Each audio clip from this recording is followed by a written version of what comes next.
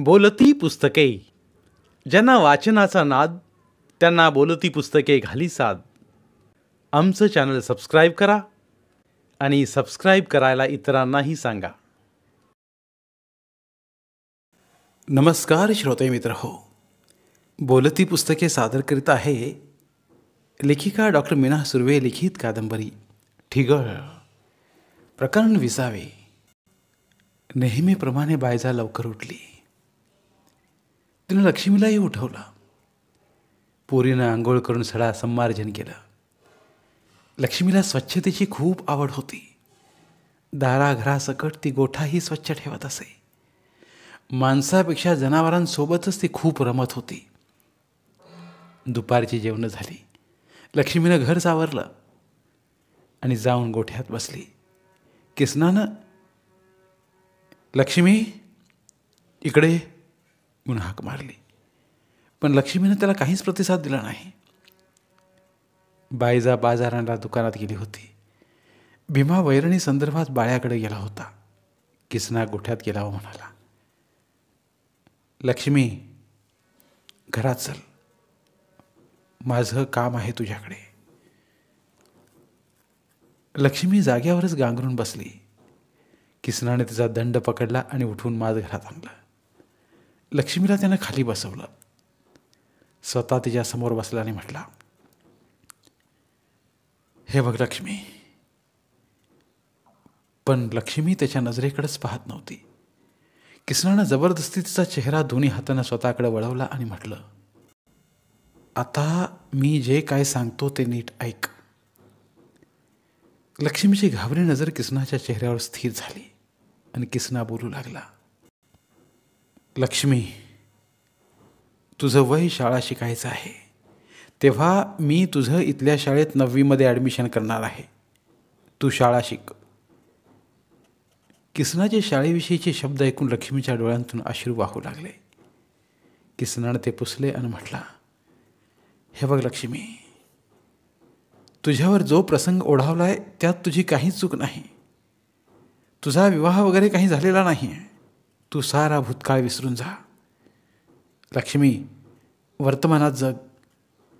येणाऱ्या भविष्याचा विचार कर. तू हुशार आहेस. 10वी नंतर मी तुला DEDला घालतो. तू नक्कीच चांगली शिक्षिका होशील. मृत शरीराला संजीवनी द्यावी व माणूस जिवंत व्हावा, अगदी तसेच किसनाचे शब्द लक्ष्मीला प्रेरणादायी ठरले. तिचं मन जिवंत व ताजं तवानं झालं. किसनाचे शब्द ऐकून कितीतरी दिवसांनी ती मोठ्यानं रडली. किसनानं तिला मनसोक्त रडू दिलं. त्यानं पाण्याचा तांब्या लक्ष्मीच्या हातात दिला व म्हणाला, लक्ष्मी जा तोंड धुवून ये. लक्ष्मी बाहेर जाऊन तोंड धुवून आली. शाळेच्या विचाराने तिचा म्लान चेहरा खुलला. मग काय घ्यायचं ना ॲडमिशन लक्ष्मी? किसनानं विचारलं. व्हायची, प्राप्ती मामा ते तयार आहेत. तू त्यांची काळजी करू नकोस. तुमचं लय उपकार झाल्याची. काय ग लक्ष्मी, उपकाराची भाषा करून मला परक बनवतेस का? किसनाच्या या प्रश्नावर लक्ष्मी निरुत्तरितच राहिली. किसना उठला आणि त्यानं शाळा गाठली. किसनाला पाहून मुख्याध्यापकांना खूप आनंद झाला. सारे शिक्षक जमले. किसनाचा योग्य आदर सत्कार केला. किसना लक्ष्मीविषयी मुख्याध्यापकांना बोलला,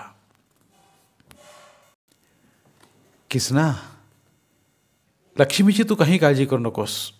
मी तिची जबाबदारी घेतो. मुख्याध्यापक म्हणाले. लक्ष्मीचे 9वी ॲडमिशन करूनच किसना घरी परत आला. त्यानं बायजा व भीमाला लक्ष्मीच्या ॲडमिशनबद्दल सांगितलं. त्यानेही किसनाच्या निर्णयाला दुजोरा दिला. किसना 2 दिवसांनी स्वतः इंदापूरला म्हणजे मामाच्या गावाला गेला. पारी व श्रीपतीला प्रथमतः किसना ओळखलाच नाही. उंचापुरा अंगापिंडानं भरला सुटाबुटातला किसना घरात आला. मामा मामी असे काय पाहताय माझ्याकडे? अरे किसना तू? अरे पोरा ओळखलंच नाही आम्ही तुला. श्रीपती म्हणाला, वय म्या बी नाही ओळखलं तू मासने. फारी म्हटली, अहो मामी, त्यासाठी भाच्याच्या गावाला यावं लागतं अधूनमधून, मग ओळख लागते, किसना मिश्किलपणे म्हणाला. यावर पारू शांतच बसली. पर किसना, अरे असा कसा अचानक आलास? तिकडे सगळं ठीक आहे ना? हं? आणि माझी लेक कशी आहे रे? असं म्हणताना श्रीपतीला हुंदका आवरला नाही. तसा किसनानं मामाच्या खांद्यावर हात ठेवला आणि म्हणाला, मामा, काही काळजी करू नकोस. लक्ष्मी छान आहे, तिच्या संदर्भातच मी तुमच्याशी बोलायला आलो आहे. असं म्हणून किसना मामा व मामीला लक्ष्मीच्या शाळेबाबत बोलला. दोघांनाही किसनाचं बोलणं ऐकून गहिवर आला. किसना श्रीपतीला घेऊन लक्ष्मीच्या शाळेत गेला. तेथून लक्ष्मीचा 8वी पासचा दाखला घेऊन आला. मामीनं भाच्याला गोडाधोडाचं जेवण केलं होतं. जेवण झाल्यावर किसनाला राहण्यासाठी श्रीपती व पारीनं गळ घातली, पण किसना राहिला नाही. येताना श्रीपतीनं 5,000 रुपये लक्ष्मीच्या शाळेसाठी जबरदस्तीनं किसनाच्या खिशात घातले. किसना 5च्या गाडीनं कांचनपूरला परत आला. किसनाला परत यायला 3 सांज झाली. लक्ष्मी सांज वात लावत होती. किसनानं लक्ष्मीच्या हातात दाखला दिला. कसला कागद आहे हो? लक्ष्मी म्हणाली. लक्ष्मी, कागद नाही, कागद म्हणायचं, कागद म्हण पाहू. कसला कागद आहे हो? लक्ष्मी, कसला कागद आहे हा असं म्हण. कसला कागद आहे हा? लक्ष्मी म्हणाली. That's like a good girl. Lakshmi, तुझा शाळेचा दाखला आहे हा. उद्या आपण दोघं इथल्या शाळेत जाऊन दाखला देऊन यायचं आहे. म्हणजे तू शाळा पाहशील आणि मी तुझी ओळखही शिक्षकांना करून देईन. किसना म्हणाला. व्हायची, लक्ष्मी म्हटली. तिनं हातातला दाखला देवाजवळ ठेवला. दाखला पाहून लक्ष्मीच्या मनाची कळी खुलली. किसनानं लक्ष्मीच्या मनाची विझलेली ज्योत त्याच्या प्रकाशमय मनानं आता कायमची पेटवली होती. असं म्हटलं जातं की दिव्याने आपली ज्योत नेहमी तेवत ठेवली पाहिजे, म्हणजे विझलेली वात तो पुन्हा पेटवू शकतो. अगदी तसंच झालं होतं. किसनानं चांगल्या विचारानं, ज्ञानानं त्याच्या मनाची ज्योत सतत तेवत ठेवली होती. रात्रीच्या जेवणानंतर किसनानं भीमाला व बायजाला मामाच्या गावची सर्व वार्ता सांगितली. मामानं लक्ष्मीच्या शाळेसाठी 5,000 रुपये दिल्याचंही सांगितलं. आता लक्ष्मी पहिल्यासारखी हसू खेळू व गप्पा मारू लागली. त्यामुळं साऱ्या घरात चैतन्याचं, उत्साहाचं व नव्या उमेदीचं वारं वाहू लागलं. दुसऱ्या दिवशी सकाळी लक्ष्मी व किसना शाळेत गेले. मुख्याध्यापकांना दाखला देऊन लक्ष्मीची ओळख करून दिली. प्रवेश निश्चित झाल्यानं लक्ष्मीच्या आनंदाला पारावार उरला नाही. किसनानं घरी येतानाच लक्ष्मीसाठी दप्तरासहित शाळेचं साहित्य खरेदी केलं. दोघं घरी आले. 15 जूनला शाळा सुरू होणार होती. किसनाच्या सांगण्यावरनं बायजानं लक्ष्मीला शाळेचे नवीन युनिफॉर्म आणले. किसना अजून 2-3 आठवडे राहणार होता. दररोज सायंकाळी तो लक्ष्मीला कसं बोलायचं, कसं वागायचं याबद्दल धडे देत होता. लक्ष्मीची समजूत घेण्याची क्षमता जास्त असल्याने किसनाकडून ती बरंच काही शिकली. त्या सर्वांचा उपयोग लक्ष्मीला भविष्यकाळात झाला. बघता बघता किसनाची सुट्टी संपत आली. किसनाचं जाणं अवघं 4 दिवसावर आलं. लक्ष्मीच्या मदतीनं बायजानं किसनाला देण्यासाठी फराळ तयार केला. किसना त्याच्या साऱ्या मित्रांना, शाळेत, पाटील व सरपंचांना पुन्हा एकदा भेटून आला. जायच्या आदल्या दिवशी किसना बायजाला भेटला. आई, लक्ष्मीला शाळा बुडवू देऊ नकोस आणि तू फक्त 1 वर्ष काम करायचं आहेस. पुन्हा मी साऱ्यांना सांभाळणार आहे. माझं हे शेवटचं वर्ष आहे. ते झालं की मला लगेच नोकरी मिळेल आणि आता मी 6 महिन्यांनीच परत येणार आहे. तेव्हा तुम्ही एकमेकांची काळजी घ्या. मी वरचेवर पत्र पाठवत जाईन. आणि आई, आणि आता माझ्या पत्राचं उत्तर द्यायला तुझी भाची आहेच की. वय, तुम्ही काय बी काळजी करू नका. आमच्या खुशालीचं पत्र मी तुम्हाला धाडन. तसा किसना हसला व म्हणाला. लक्ष्मी, म्या तुम्हाला धाडन असं नाही म्हणायचं, तर मी तुम्हाला पाठवते असं म्हणायचं. म्हण पाहू. मी तुम्हाला पाठवते, लक्ष्मी म्हणाली. तसं सर्वजण हसायला लागले. किसना उद्या जाणार म्हटल्यावर रात्री उशिरापर्यंत माया, लेकरं व लक्ष्मी गप्पा मारत बसले होते. त्यामुळे सकाळी सर्वांनाच उठायला उशीर झाला. किसना दुपारी 1च्या गाडीनं जाणार होता. बायजा कामावर गेली होती. लक्ष्मीच्या मत्तीनं बायजानं जेवण खाण उरकलं. सर्वजण एकत्र बसून जेवले. बायजा व भीमा किसनाला स्टँडवर सोडायला जाणार होते. खरं तर लक्ष्मीचीही किसनाला स्टँडवर सोडायला जाण्याची इच्छा होती, पण आत्तीला विचारायचं धाडस तिच्यात नव्हतं. किसनाची जायची वेळ झाली. भीमा व बायजाला त्यानं नमस्कार केला. लक्ष्मी किसनाच्या शेजारीच उभी होती. किसनानं लक्ष्मीकडे पाहिलं तर तिचं डोळं पाण्यानं डबडबलेलं होतं. त्यानं हलकेच लक्ष्मीच्या डोक्यात मारला आणि म्हटला, चला लक्ष्मीबाई, येतो आम्ही. असं म्हणून किसना पाठमोरा झाला. लक्ष्मी मुक्यानंच अश्रू ढाळत त्याच्या पाठीमागून दारात येऊन उभी राहिली.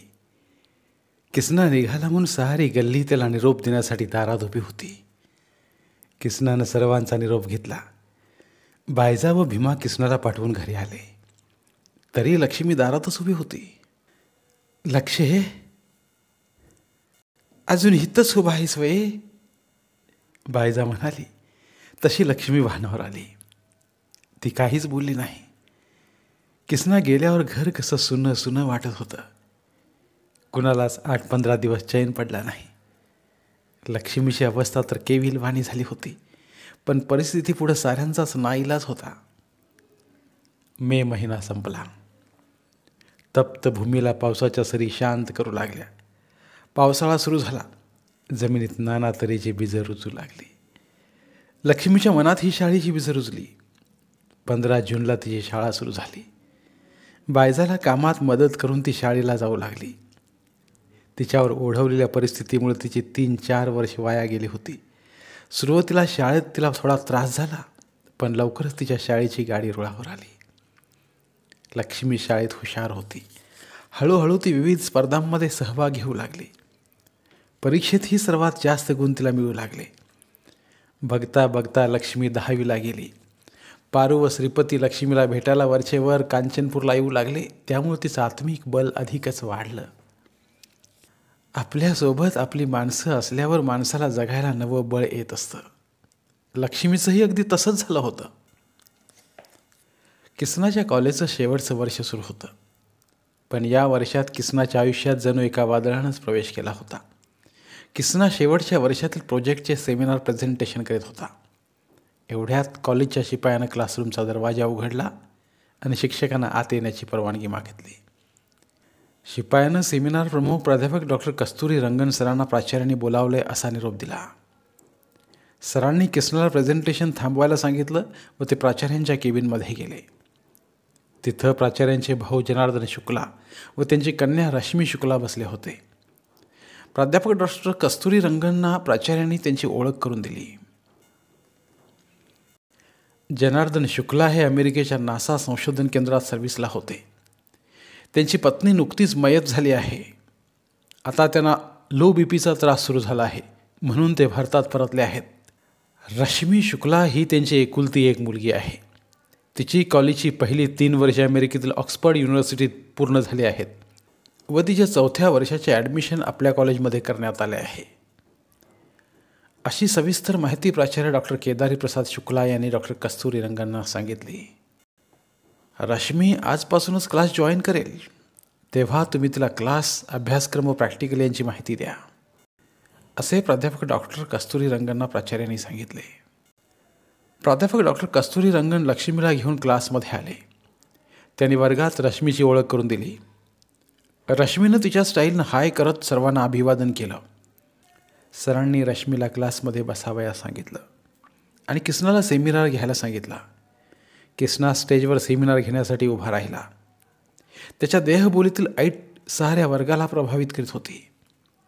त्याची अस्खलित मधाळ इंग्रजी ऐकून विदेशातून आलेली रश्मी उंचापुऱ्या किसनाच्या भाषेत प्रभावित झाली.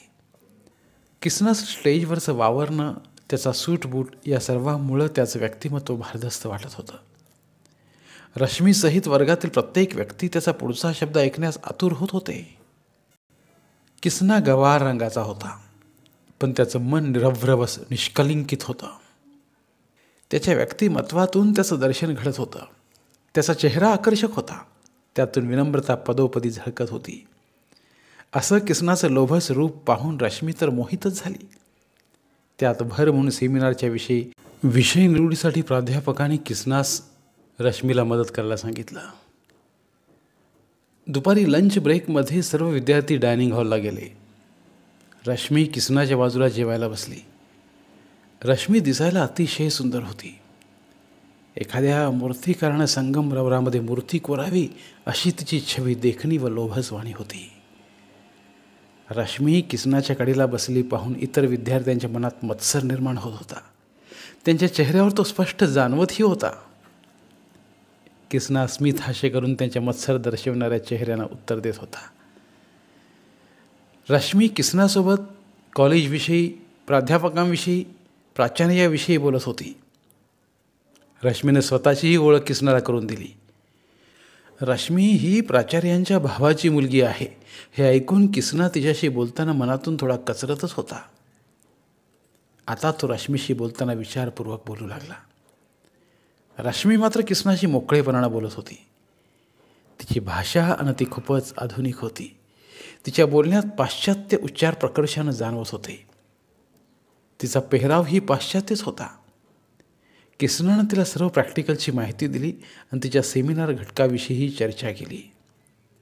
दोघांच्या चर्चेतून रश्मीचा सेमिनारचा विषय निश्चित झाला. कॉलेजची वेळ संपली. रश्मीनं किसनाला कॉफी घेण्यासाठी आग्रह केला. प्रथमतः किसनाने नकार दिला, पण रश्मी त्याला म्हणाली, अरे क्रिश, तू मला इतकी मदत केलीस, तुला माझ्याकडून कॉफी घ्यावीच लागेल. रश्मीच्या आग्रहापुढं किसनाचा नाईलाज झाला आणि दोघं कॉफी घ्यायला गेले. धन्यवाद. उर्वरित कादंबरी पुढील भागात. धन्यवाद. प्रिय श्रोते मित्र हो, आपल्यासाठी एक आवाहन. आमच्या चॅनलच्या प्लेलिस्ट विभागात तुमच्यासाठी शेकडो कादंबऱ्यांचे ऑडिओ बुक्स उपलब्ध आहेत. तिथे प्रत्येक कादंबरीचे सर्व भाग एकत्रित मिळतील. त्यामुळे सध्या सुरू असलेल्या क्रमशः कादंबरीच्या पुढील भागासाठी वाट पाहण्याची गरज नाही. तुमच्या वेळेनुसार तुम्ही संपूर्ण कादंबरी सलगपणे ऐकू शकतात आणि साहित्याचा आस्वाद घेऊ शकता. कृपया आमच्या चॅनलच्या होमपेजवर जाऊन प्लेलिस्ट चेक करा आणि तुमची आवडती कादंबरी निवडा. धन्यवाद.